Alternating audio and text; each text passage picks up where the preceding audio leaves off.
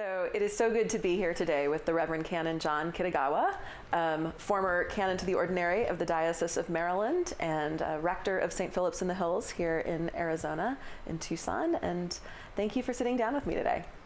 My pleasure. So John, I'm wondering to start if you could give us maybe a few vignettes or stories about your experience of being a Japanese American priest in the Episcopal Church. What has that been like for you? Well, I think it's been, a two-sided coin. There have been some wonderful things about it, and then there have been some not so wonderful things about it. And none of it has been on the not so wonderful side, horrible, kinds of things. It's been more on the subtle side, such as noticing that very often I was the token Asian. Mm-hmm. And often asked to speak for Asian Americans, which always makes me kind of nervous. I'm always fine about speaking for myself and out of my own experience, mm-hmm. But often people will say, well, how do Japanese Americans feel about that? And I can say, well, I can tell you how I feel about it, and I can tell you how my family feels about it. Mm-hmm. And there are occasions when I can say, well, the Japanese American Caucus has met, and so we've discussed certain issues or so on. 3-4 years into my ministry at St. Philip's. And I got up in the pulpit on the second Sunday of Advent, which was also December 7th. Oh. And I started something along the lines of, you may find it ironic that I am in the pulpit this morning, and just stopped. And there was kind of a moment of silence, and then this kind of ripple of rumbling going through the congregation. It was an opportunity for me to talk about my family's experience during World War II.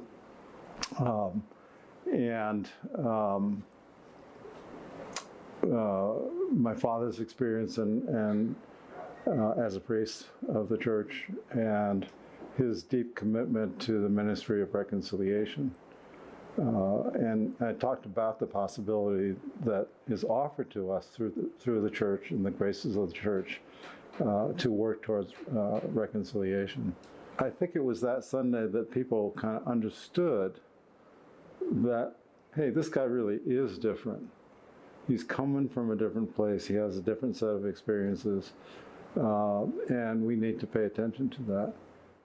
In a sense, that was an opening experience for me to share, mm-hmm. But also for them to receive. And I think it helped to deepen the relationship. I can also say that I have at other times, for example, in the Diocese of Maryland, I was the guest preacher at a church on a similar Sunday, second Sunday of Advent, December 7th. And after the service, I noticed that there was this older gentleman hanging back. And he was the last one to come out to greet me in the usual line there. And he said, I'm General so-and-so. I was a young Army officer during World War II.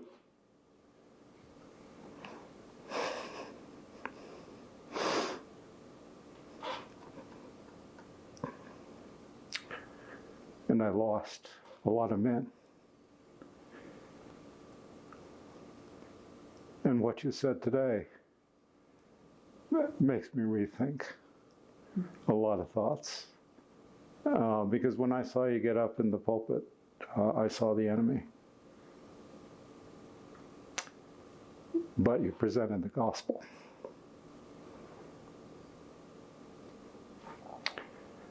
So that wasn't in Arizona, but but it's a but that's a reality of both the suffering and the healing, kind of at the same place.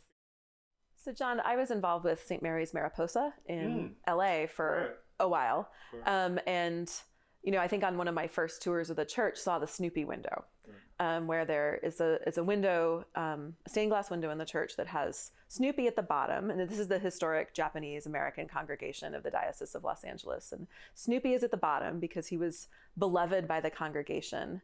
And then the rest of the window are all the diocesan shields of the diocese that contained internment camps, linked by barbed wire.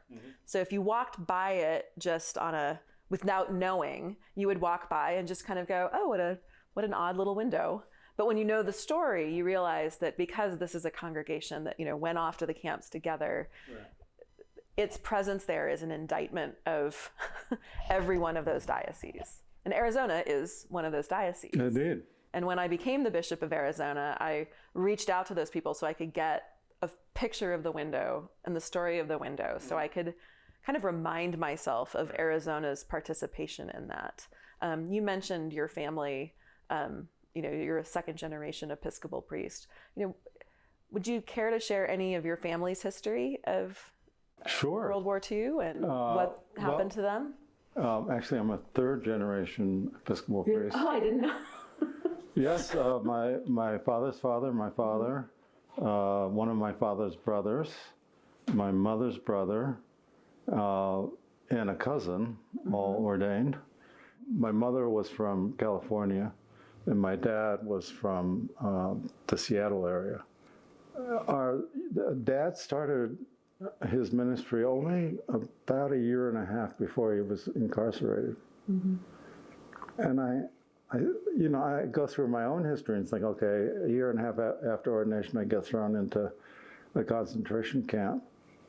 Whoa, how do you handle that? What does it do to your faith? Well, in his case,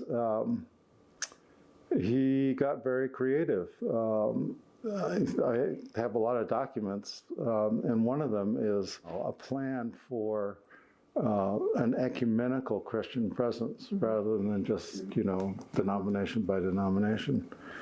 I think his brain just got going. It's sort of like you do what you have to do in the circumstances that you're given.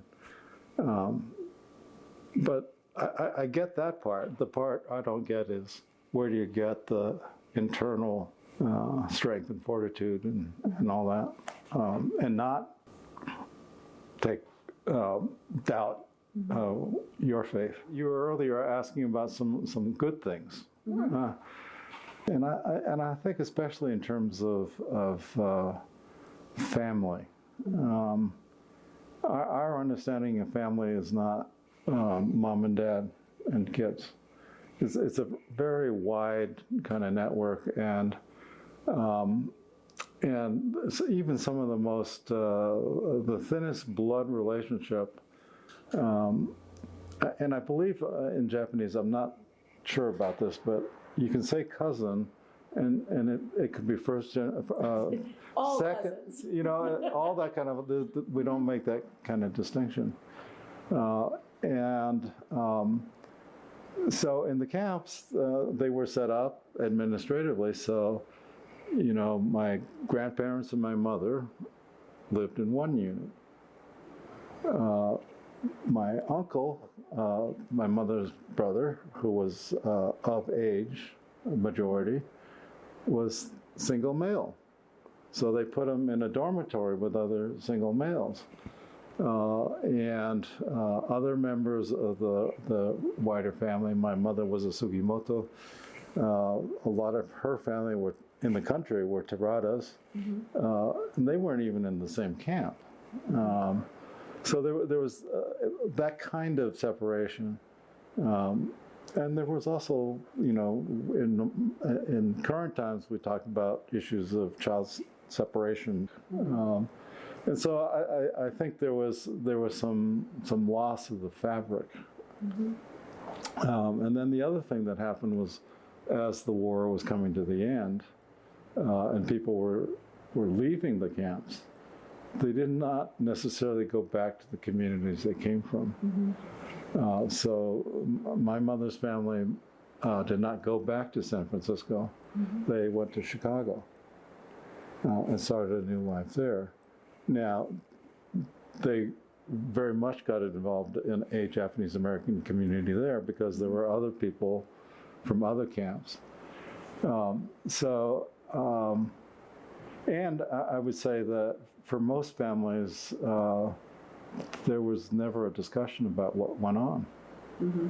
It was just, there was silence. Mm-hmm. So in our case, the euphemistically called camps were pretty traumatic in all sorts of different ways. So how did you learn about it as somebody who was born after? Well, as it happens, my dad wrote a book called Issei and Nisei, The Internment Years. And I can remember, I think it was at the Smithsonian in Washington, D.C., there was an exhibit, I was an adult by then, about the camps, the More Perfect Union or something, and there was a model of one of the units where people lived. And Mom looked at it and said, "It's much too clean." It's so sanitary, mm-hmm. Because Tule Lake, where she was an ancient lake bed. It hadn't been a lake for millions of years or thousands of years. And there was constant dust and wind blowing and things like that. So I've been to several exhibits since then, and Kathy will attest that I said, "Well, Mom would think this is much too sanitary." So about 5 years ago, I was invited back to St. Peter's Episcopal Church in Seattle. Mm-hmm. And I was asked to preach on the anniversary, 75th anniversary, of the Sunday in which my dad gave the keys to the church to the bishop, because they were all being sent to camp. Mm-hmm. So that was a huge, wonderful honor. Mm-hmm. And I guess I did okay, because just a couple months ago they invited me back for the 80th anniversary. So